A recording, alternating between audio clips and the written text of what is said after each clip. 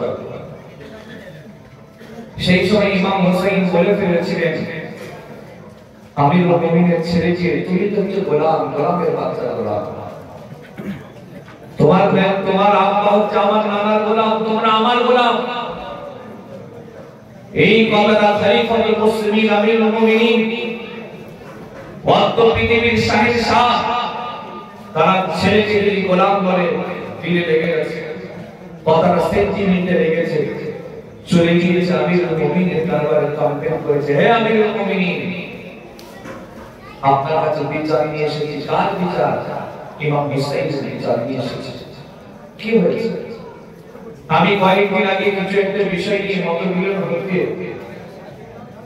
ইমাম হুসাইন আমাকে বলেছেন, ওমর হচ্ছে রাসূলুল্লাহর গোলাম, তুমি হচ্ছে আমার গোলাম, গোলামের বাচ্চা গোলাম, আপনি এর বিচার করেন। ওমর ফারুক বলেন, তুমি যে বলেছো তোমার কথা সাপেক্ষে প্রমাণ দাও, যুক্তি দাও, তুমি আমাকে দলিল পেশ করো, তুমি আমাকে লিখিত কিছু দাও, যাও। এই কথাটা পারবে হুসাইনের থেকে লিখে নিয়ে আসতে। আমিরুল মুমিনের ছেলে ইমাম হোসেনকে গিয়ে বললেন, এই হুসাইন, তুমি যে আমাকে বললে গোলামের বাচ্চা গোলাম, তোমার কি কোনো সাহস আছে এই কথাটা আমাকে লিখে দিতে কি তুমি পারবে? এটা কি তুমি করতে পারবে?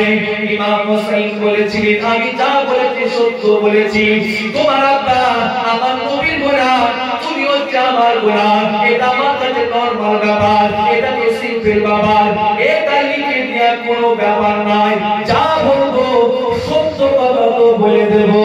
এই কথাটা ইমাম হোসেন লিখে দিলেন। লিখে দেওয়ার পর আমিরুল মুমিনের ছেলে আব্দুল্লাহ এই লেখাটা নিয়ে গিয়ে নিজের আব্বাকে দিয়ে বলে, আব্বা এই দেখেন হোসেন এই কথাটা লিখে দিয়েছে। আমিরুল মুমিনিন খলিফাতুল মুসলিমিন ওমর ইবনুল খাত্তাব যখন এই কাগজটা পেয়ে দুটো চোখ দিয়ে পানিটা গড়িয়ে যায়, আর দেরি করলেন না, এই কাগজটা নিয়ে লেখাটা পড়ে চুমা খাচ্ছে।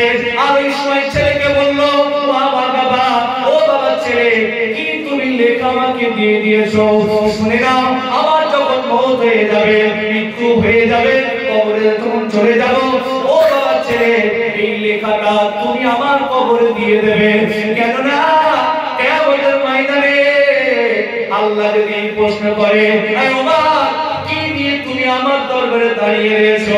সেই সময় আমি আমিরুল মুমিনিন ওমর, আমার কোন আমল আমি দেখাবো না, আমার কোন নেকি আমি দেখাবো না, আমার কোন ইবাদত আমি দেখাবো না, এই কাগজটা আল্লাহ পাককে দেখিয়ে বলবো, আল্লাহ, আমি যে আপনার নবীর গোলাম, এই গোলামতির সার্টিফিকেট দিয়ে দাঁড়িয়ে রইলাম।